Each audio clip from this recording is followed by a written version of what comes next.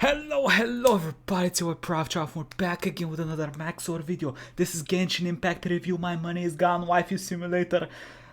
The fuck is that? I don't know. Let's go. Impact is a game which has sucked away my soul and killed my dog. I first began playing Genshin Impact because of all the cute women. Then experienced apotheosis and a philosophical enlightenment through the death of my own ego. I love Genshin Impact, but this game will have an impact on your social life, and even after you stop and your wealth. Playing, you will not recover. Gacha. To this day, it has left me in a perpetual state of sophisticated molding, and I recommend it for all the wrong reasons. In this game, you play as John Impact, an extra-dimensional being whose brother was eaten. You did not name your female MC John Impact. God damn it. I mean, I can't really talk. I named my male one Femboy. By Mega Blocks, and is forced to navigate Avatar, the last airbender for weeaboos. Powered by its simple chemistry system in which characters electrocute, burn, and throw rocks at each other. One of those is much less cool, but it, like Australopithecus, was my primary source of damage. Now trapped in the land of gacha. You used her for damage? What? Hell, our protagonist must find a way to save our siblings by fighting geometry, the indigenous inhabitants of Twitter, space midgets, and the ice KGB. As well, we are here to explore, solve puzzles, Goddamn, bro. You know life is pain. Let me see. I want to look at his roster again. We are here to that's all 4 stars. That's 2 of the... Three out of 4 free characters. My boy has not fallen into the gacha depression. I can respect that. Explore, I can respect that. Prop hunt, cook, get arrested for looking at Zhongling too much, get sentenced to 10 years, and emerge from prison a devout Buddhist. This video is going to be about my experience playing this interesting game and how to objectively have the most fun with it. It's a very bad sign when most people who play the game don't recommend it, but I do. Although... True. I am slightly a dingus, so I don't recommend you take my opinion as fact, but as entertainment. So whether you're new to this strange, otherworldly Chinese software or a Genshin pro, please allow me to tell you the tale of how this left a Genshin impact into my frontal lobe. Damn. I don't know. Here's a fun tip that most Genshin players don't know. The age of consent is 18 years old. Let's begin with what's... Depending on the place, brother. Maximally important. Not the gameplay, not the story, nor anything you would typically associate with a video game. The single most important thing in this game is rolling dice to gain attractive people and then parading them around like a child on TLC. I do not exaggerate when I say this is probably what attracted most people to this game. If you want an example, Lisa is a character who continually refers to herself as And if you wanna be weird, go climb a mountain with Lisa as your parents are in the same room. Onesama, and sounds like she is at all times on the verge of sex. Yes. I received her after completing a quest and then decided that I would use Lisa exclusively to do rock climbing. That way, I could repeatedly hear her oddly realistic moaning for the next 10 hours of gameplay. I literally installed this game after downloading 60 images of Ganyu, since the official lore of the game specifies that she killed a monster after being eaten by it because her ass was so big it blocked his trachea and suffocated him to death. However, there is a catch. I don't have Ganyu, and I never will. No, you won't. No, you won't. That's the fucking thing with these gacha games. Genshin Impact, it's fun to play, brother. And you know what's interesting in video games? Progress. In order for you to have progress in Genshin Impact and to get more characters, you need to throw money at them. And the biggest problem is, even if you throw all your money at them, there is still a big chance that you won't get what you want. Bro, that's not how real life works. If I throw money at the problem, it should go away. It should go away. Not give me more problems. I'm sorry, I'm done. Random chance to get characters, and that chance is my 5.1% to be exact, and that's getting anyone. So if you want a particular character, get fucked. You could have the very first role be a high-level DPS character that carries you through the game with chimpanzee martial arts, or you can roll 3 useless small boys in a row and the game with chimpanzee martial arts. This dude is supposed to be good. Roll 3 this guy, Bennett's supposed to be useless good. Small boys in a row and then desire death. Hey, it's a listen. fucking guy. The thing about this is, if you get him 5 times, the upgrades you get for getting repeated characters are actually very good. So if you can get the same character 5 times, yeah, it kind of sucks that you got the same character and not 5 different ones, but he still becomes very strong. God damn it. And while I'm writing about bad things that could be deal breakers, the anti-cheat for this game is very strong and has ring 0 permissions on your kernel. This means that it can read and write memory at any location in your computer without seg faulting. I, however, am not afraid, since if Xi Jinping does harvest my computer's data, all he will find is 50 pages of Waluigi hentai. It's your loss. And yes, it does turn off when the game isn't running. So this review is going to include a guide on how to have fun, because like real life, lusting after women causes suicidal depression. Step 1. Play as optimally as you want. Do not try to min-max shit, because RNGesus will snap your fucking neck. It's not even that. If you try to optimize everything, you're gonna be done with the game. Like me. I tried to optimize everything and got tired after reaching AR30 in my first 5 days of playing. Whatever is fun with whatever you have. So in my case, I decided that I would roleplay as a violent misandrist and only play as women out of principle. Any men that I rolled would be locked at level 1 and made useful in the coal mines. It is simply not worth it for me to engage in combat if I cannot also yank it. The central point of the characters is that they are potential wives, and I am absolutely, definitely, 1000% secure in my masculinity. Playing the game optimally in this case would mean making the game boring and staring at man ass, so fuck it. If, for instance, I had wanted a particular legally questionable female to be my digital puppet, the chance of receiving that would be 0.3%, which is where this image comes from. Take what you can get with the rolls. Don't be mad. Exercise patience and control, and you will have a lot more fun. I definitely have not sold my house to get big-titted pirate mommy. But Maxor, I hear your thoughts. Why are you displaying a single image of a regular crab on my screen? And also, what is the world of Genshin Impact, and why are we here? That is a great question. It's actually fun though. Like, world exploration is pretty fun. It's rewarding as well. They give you a lot of crystals if you do random shit. It's good. Question, James. Because before we get into the exploration and the combat, we must first understand the context with which I run my beauty pageant. And like every game made by Asian people on my channel, the lore is some Hyperborean bullshit. So let's say rule number 2 of enjoying the game is not caring about this, just like 90% of the player base.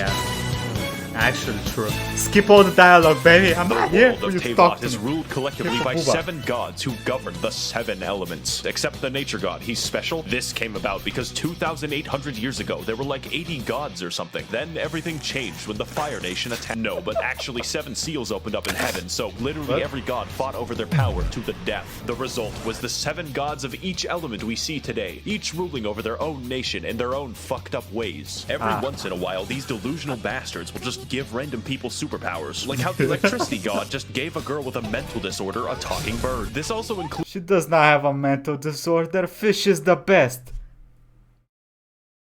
Small children who could maybe I have a mental disorder for some reason. Now, the world you see in game takes place in 2 nations or 3 if you're from the future. The first is Mondstadt, a lawless, anarcho-capitalist commune in New Hampshire, which has no formal governance of any kind. They instead rely institutionally on vigilante justice, including a hot Batman. As a result, an entire territory of their nation is completely overrun with wolves. No one has the systemic authority to stop people from exercising their rights and liberties to feed the wolves' babies. Oh, also, there's the fucking dragon problem. Did I not mention the murderous dragon? Next, we have the nation of Liyue, an extremely rich and powerful country to the east. They have recently come into conflict with Mondstadt due to the Luhua Pool massacre of 69, as well as an aggressive foreign policy involving a 9-dashed line in the Sea of Clouds. Headed by the Tianxuan Ningguang of the Liyue Qixing, those are all real names, Liyue exhibits an unprecedented level of prosperity and control, living happily under the watchful eye of the rock god, who periodically disguises himself to ensure that the populace is behaving well and upholding their state contracts, just in case. Now, China, I know you're new to making video games, yet in my country, we have a long history of shooting people. But who lives in Liyue and who lives in Where Is In? The answer is unfortunate. Populating this extensive world will be several factions of enemies with subgroups, elemental specializations, and fucking bullshit. The enemy variety of this game paints a picture of a post-apocalyptic nightmare world where raving bands of savages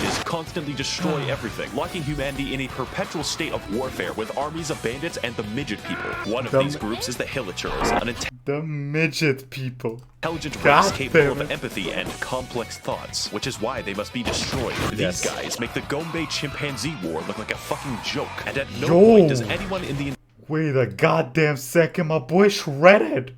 Oh, he got a tumor. Oh. And at no point does anyone in the entire game even give a shred of sympathy for the Hilichurls, except for Elon Musk. They can be big gorilla, small monkey. They're basically the dudes from Zelda. Operate complex machinery and have their own language. This makes it more fun to slaughter entire villages of them and steal their possessions with no consequences. In fact, you're encouraged to do it. Overall, I would rate them a genocide out of 10. Next are the country-sized hordes of organized bandits called the Treasure Hoarders, who are just regular guys forced to fight you with shovels and Molotov cocktails. Are you sure we're the good guys? It's fortunate that, because they committed a crime, their lives are now forfeit. Abyss mages are very simple because they are one enemy with 2 reskins, who are also inhuman beings. Yes, and if you don't have the correct element that they're weak against, you're gonna have to whoop them for 30 minutes to put down their fucking shield. God damn the them. Dark Void, who have sworn vengeance upon humanity itself. They also dwell almost entirely in fucking space. The Fatui of Snezhnaya are heavily armed diplomats seeking to dominate the world through subterfuge, and employing 9-foot-tall people with hammers is absolutely conducive to this goal. They are unique among Teyvat because they serve the interests of the Tsaritsa of Snezhnaya, also known as the God of Ice. That's important because it's very weird that they primarily use electricity and fire. I guess the Ice God is just fucking lazy. The Fatui are always up to no good, like stealing the Wind God's power or like a bank heist. They're also really hot, so I'm not stopping them. Finally, we have the local wildlife of Teyvat, which is spank me, mommy. Ooh. 90% slimes and 10% these fuckers. I spent most of the fight waiting to do something. Computer deactivate iguana. That's really what the combat is all about. Sometimes it's like, holy fuck, there is a whale. And other times it's like, I think that bush just fucking... Really, no matter what happens, you're in for an experience. Let's find out if that's bad or worse. It's actually fun. I actually find it fun. Still pisses me off that I can't get my characters when I want them. Getting intact is a game about flow, where to maximize their power, the player dynamically switches between their DPS character and everyone else. Rule number 3 of Genshin Impact. Pick one. Your typical team is comprised of your DPS baby, your heal support, your burst support, and moral support. Think of it like a... And for me, my healer is Kiki. Woo, baby! Kiki! You only need one engine and enough weight to kill Terry Davis. Now, like everything, characters have alignments, which, depending on the enemy, can ruin the game. My wife Barbara could heal me, but in the process, must make everyone wet, which makes us a proverbial bathtub, which enemies will then catapult toasters into for mass. I use Barbara as a healer on my other account. I got 2 because I'm... Never mind. And I fought the fucking wolf. Don't use Barbara when you fight the fucking wolf boss. You're gonna get frozen every 2 seconds. You're gonna bash your keyboard into the ground. Something's gonna break and you're gonna be angry at yourself. Don't do it. It's a fucking blast. You feel like a chemistry professor gone rogue, using the elements to his advantage and then blowing himself up in the process. Unless your DPS uses rocks, in which case, you know, just watch, I guess. Everything is elements, and everyone has an elemental skill and alignment. Unless you're the nature god, who has no characters. Some are bad, and others are very bad, but many are completely game-changing, like how Beta's elemental... What you mean they're very bad? Her little... Wait, what was her special ability?